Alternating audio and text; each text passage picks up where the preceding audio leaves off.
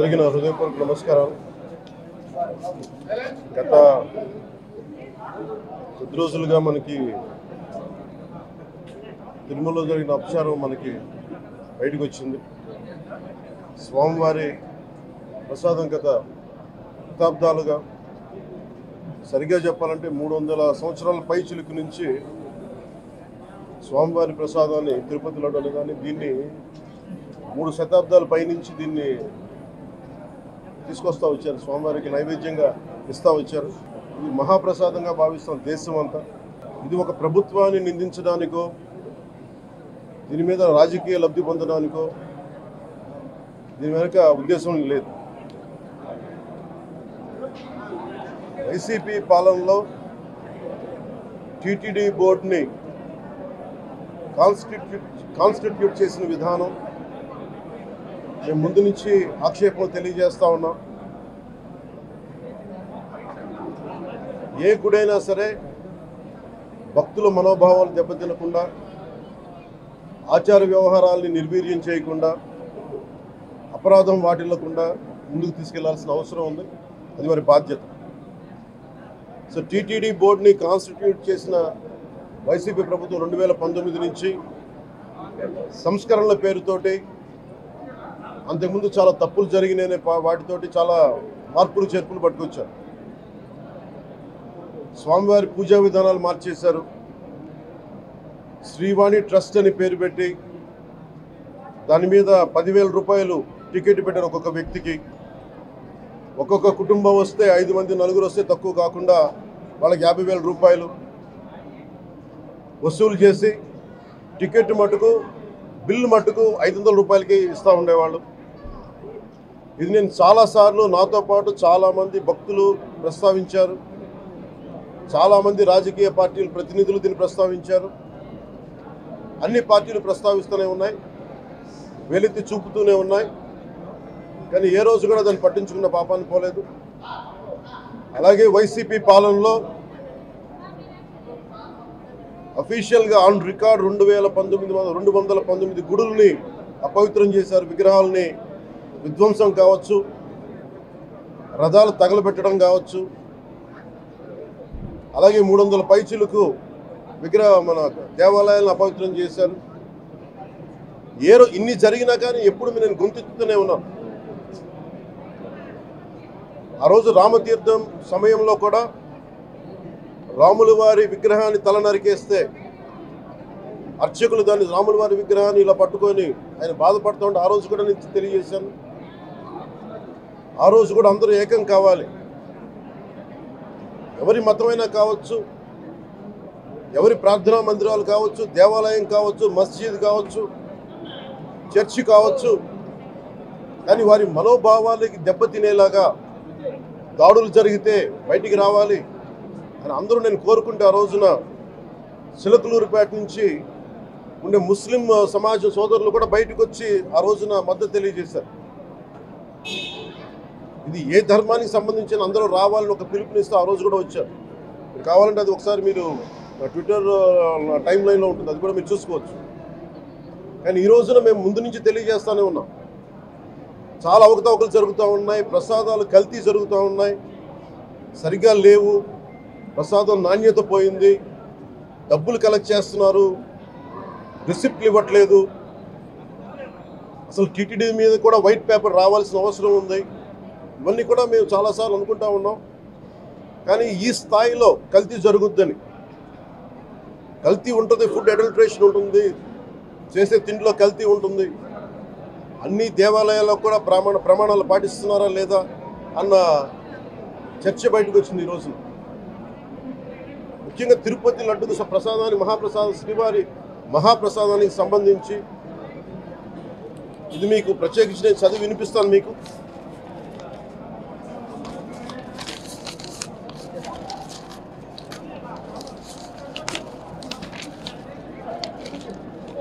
ఈ రిపోర్ట్ ప్రత్యేకించి centre for analysis and learning in life stock and food of the national dairy development board వారికి samples పంపిస్తే ఇది వాళ్ళు తెలియజేసింది స్టాండర్డ్ వాల్యూ లిమిట్స్ ఎలా ఉండాలి అని వాళ్ళు చెప్పారు. ఏం చెప్పారంటే pure milk fat shall have a reading between 95.68 to 104.32, but all the ghee samples had values around 20, which means the ghee is highly adulterated. Then subsequent table lo సహజంగా నెయ్యిలో స్వామివారికి సహజంగా నెయ్యిలో కల్తీ వ్యాపారులు కల్తీ చేసేది ప్లాంట్ బేస్డ్ కల్తీ జరుగుతూ ఉంటుంది. అదే తప్పు. అలాంటిది దీంట్లో ప్రత్యేకించి తెలియజేస్తుంది సోయాబీన్ ఉంది, sunflower, olive oil, rapeseed, linseed, wheat germ, maize germ, cottonseed, coconut, palm ఆయిల్తో పాటు fish oil, beef tallow, lard. Fish oil మీకు తెలిసిందే, చేప నుంచి ఎక్స్ట్రాక్ట్ చేసిన నూనె. బీఫ్ టాలో అంటే మనకి పశువు సంబంధించిన కొవ్వు. అలాగే లాడ్ అంటే మనకి మన పందికి సంబంధించిన కొవ్వుని. ఇవి ఎక్కువ ఉన్నాయి.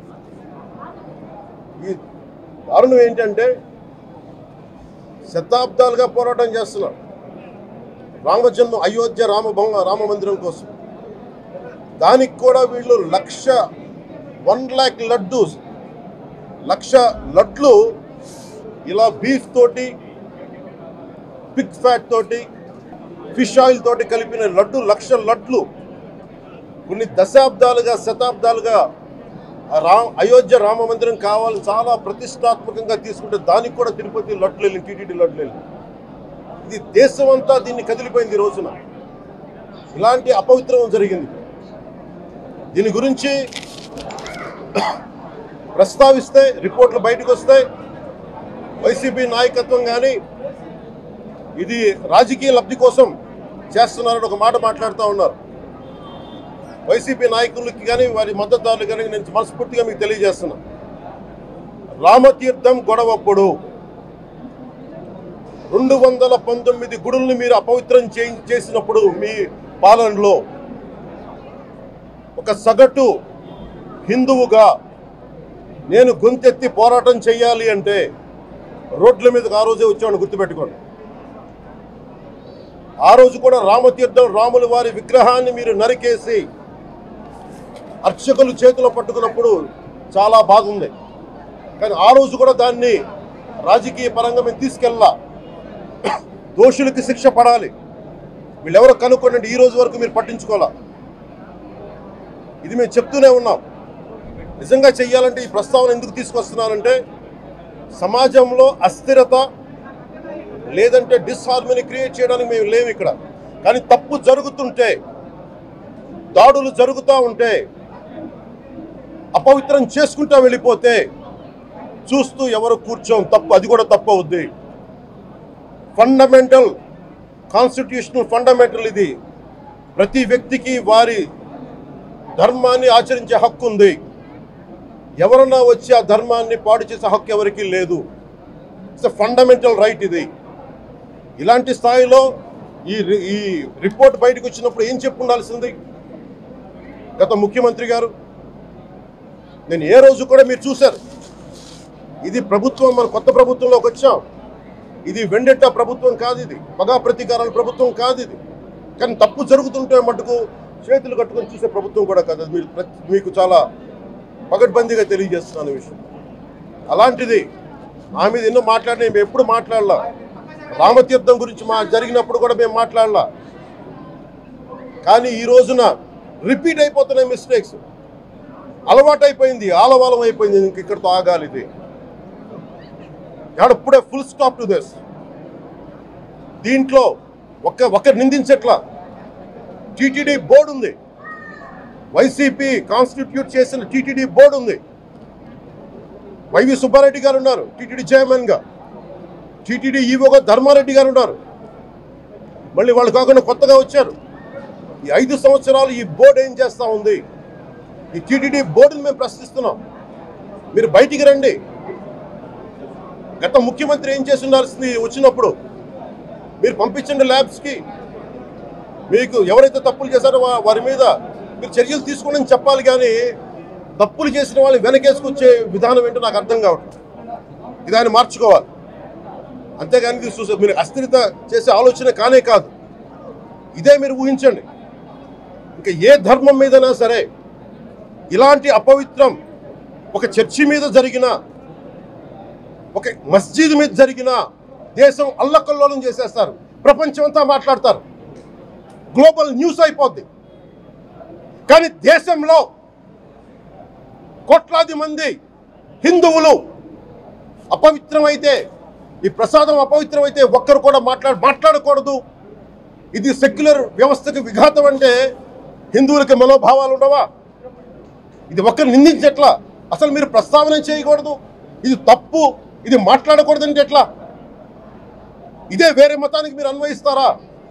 నేను అన్ని మతాలని సమానంగా గౌరవించేవాడిని, ఇస్లాంని గౌరవించేవాడిని, క్రిస్టియానిటీని గౌరవించేవాళ్ళం. మేమందరం సనాతన ధర్మం అని మొత్తుకుంటున్నాం. దేనికి సనాతన ధర్మం అంటే? సనాతన ధర్మానికి ఒకరు ప్రారంభించింది కాదు. ఇది ఒక వ్యక్తో ఒక కూర్చోబెట్టి ఒకరు స్టార్ట్ చేసింది కాదు. ఇది కొన్ని వేలాది సంవత్సరాలుగా అన్ని మతాలని, అన్ని విశ్వాసాలని అలింగనం చేసుకున్న నేల ఇది. అలాంటి విశ్వాసాలకి దగ్గర తీసుకున్న ఈ నేల మీద ఇలాంటి అపవిత్రం జరిగితే, రిపీటెడ్గా జరిగితే, ఒకసారి కాదు, 2 సార్లు కాదు, రిపీటెడ్గా జరిగితే ఇప్పుడు కూడా మాట్లాడకూడదంటే అది తప్పు చేసిన వాళ్ళం అవుతాం. మేము దోషులకి శిక్ష పడాలి. ఫుడ్ అడల్టరేషన్ ఇది మేము కాదంటలా. టీటీడీ బోర్డు, అప్పుడు టీటీడీ బోర్డు బాధ్యత తీసుకోవాలి. పొలిటికల్గా వచ్చి అలంకారప్రాయంగా ఒక్కొక్కళ్ళు వచ్చేసి దర్శనాలకి టికెట్లు ఇవ్వడానికి మీరు బోర్డు మెంబర్స్ అవ్వలేదు. మీరు ఎవరు చైర్మన్ కానీ ఈవో కానీ. మీరు అక్కడ ధర్మాన్ని పరిరక్షించాలి. మీరు అక్కడ మీ ఇష్టాలకి మీరు కూర్చోబెట్టి మీ ఇష్టాలకి కాంట్రాక్ట్లు ఇచ్చుకోవడానికి మీరు టీటీడీ బోర్డుకి మీరు వెళ్ళలేదు. మీరందరూ, మీ అందరికీ బాధ్యత ఉంది. మీరు నిర్ణయించుకోవాలి. ఎవరికి కోపాలు రావు, ఎవరికి వేదన రాదు, ఎవరికి బాధలు రావుంటే కుదరదు. వస్తాయి బాధలు, వేదన ఉంది, మాట్లాడతాం. మర్చిపోకండి ఎవరు. గత ముఖ్యమంత్రి గారు కూడా నేను చేస్తా ఉన్నాను, జగన్మోహన్ రెడ్డి గారికి కూడా. ఇదే చర్చికి జరిగితే మీరు ఊరుకుంటారా? ఒక మసీదుకి జరిగితే ఊరుకుంటారా? ఒక తిరుమలకు జరిగినప్పుడు ఎందుకు వెనకేసుకొస్తారు? రాకండి. ఏ మతం మీద దాడి జరిగినా సంపూర్ణంగా నాతో సహా మేము ఖండిస్తాం, బయటకు వస్తాం. ఇస్లాం మీద దాడి జరిగితే మేము మాట్లాడతాం, క్రిస్టియానిటీ మీద దాడి జరిగితే మేము మాట్లాడతాం. హిందూ ధర్మం మీద, సనాతన ధర్మం మీద దాడి జరిగితే కూడా నేను మాట్లాడతాను. ఇది మొదటిసారి కాదు, మేమందరం మాట్లాడతాం. ఇది ప్రాథమిక హక్కు. ఇది పరస్పర విశ్వాసాలను గౌరవించుకోవడం చాలా చాలా అవసరం. ఇది అందరికీ తెలియజేస్తున్నాను. ఇది దోషులకి కఠిన శిక్ష పడాలి. అలాగే ముఖ్యమంత్రి గారికి కూడా నేను తెలియజేసుకున్నాను, చంద్రబాబు నాయుడు గారికి కూడా క్యాబినెట్ మీటింగ్ జరగాలి, అసెంబ్లీలో చర్చ జరగాలి. అసలు టీటీడీ ట్రస్ట్లో ఎన్ని అవకతవకలు జరిగినాయి, దీని మీద కూలంకషంగా దీని మీద చర్చలు జరగాలి. అలాగే నిన్న అందరూ మీడియా పెద్దలు కూడా అడుగుతూ ఉన్నారు, అధిపతులు, పత్రికాధిపతులు కూడా అడుగుతూ ఉన్నారు, మీడియా వారు కూడా అడుగుతున్నారు, దీన్ని సిబిఐకి తీసుకెళ్లాలా లేదా అనేది. అది గౌరవ ముఖ్యమంత్రి గారు నిర్ణయం తీసుకోమని. మీరు ఏ నిర్ణయం తీసుకున్నా క్యాబినెట్ మీ వెనకాల ఉంటుంది, ప్రజలు మీ వెనకే ఉంటారు. ఇది ఇక్కడితో ఆగాలని మనస్ఫూర్తిగా నేను కోరుకుంటున్నాను. అలాగే 40 సంవత్సరాలుగా కర్ణాటకలోని గీ కంపెనీకి ఇస్తూ ఉన్నారు. 15,000 కేజీలు అవసరం అవుతుంది నెయ్యి, మనకి స్వచ్ఛమైన నెయ్యి. అలాంటిది వీళ్ళు 1000 రూపాయలు కొన్నదాన్ని వీళ్ళు 360 రూపాయలకే వస్తుందని చెప్పి ఎవరో మిడిల్ మ్యాన్ వచ్చి చెప్పారు. ఆ మిడిల్ మ్యాన్ ఎవరు? దీని మీద సంతకం పెట్టింది ఎవరు? మీరు 1,00,000 లడ్డూలు మీరు అయోధ్యగా పంపించినప్పుడు మాట్లాడింది ఎవరు? చెక్ చేశారా? క్వాలిటీ చెక్ చేశారా? కోట్లాది మంది భగవంతుణ్ణి విశ్వాసం ప్రకటించే ప్రతి ఒక్కరి ఈ రోజున బాధకు గురయ్యారు. నాకు నిజంగా ఇంకో వేదన కూడా ఉంది. ఇది ఇంకొకరిని నిందించట్లా. తిరుమలలో ఉండే ఇంతమంది సేవ చేసుకునే వ్యక్తులు కానీ మీరందరూ హిందువులే కదా. మీరందరూ టీటీడీలో ఉండే వందలాది మంది ఎంప్లాయీలు, మీకు ఉద్యోగులు, వేలాది మంది ఉద్యోగులు, మీరందరూ ఏం చేస్తున్నారు? మీరు హిందువులు కాదా? మీరు స్వామివారికి అపవిత్రం జరుగుతూ ఉంటే మీరు కల్తీ నేచర్ మీకు తెలిసి కూడా మీరు ఎందుకు కాముకున్నారు? భయపడ్డారా వైసీపీ అంటే? వైవి సుబ్బారెడ్డి గారంటే భయపడ్డారా? ధర్మారెడ్డి గారంటే భయపడ్డారా? ఏ స్వామి అయితే మీకు ఆశ్రయం ఇచ్చారో ఆ స్వామికి అపవిత్రం జరుగుతూ ఉంటే మీరందరూ కామ్గా కూర్చునే మీకు ఎలా వచ్చింది? మీకు ఇది నేను సాటి హిందువులను కూడా నేను ప్రశ్నిస్తున్నాను. మీరు కూడా తప్పు చేశారు దీంట్లో. ఇది ముందుగా ప్రతి హిందువు గౌరవించాల్సింది. దీన్ని మీ మతాన్ని మీరు గౌరవించుకోండి ఫస్ట్. ప్రతి హిందువు నేర్చుకోవాలి ఇది. ప్రతి హిందువు ఆత్మపరిశీలన చేసుకోవాలి. మీరు బయటికి రావాలి. తప్పు జరుగుతూ ఉంటే కూర్చొని చేతులు కట్టుకొని మనకెందుకులే అంటే ఇలాగే ఉంటాయి. ఇది మారాలి. ఇది అందుకు నేను కూడా దీంట్లో భాగమే. కాబట్టి నిజంగా నాకు ఇన్ని సమస్యలు చెప్పారు ఇన్ని సంవత్సరాలుగా.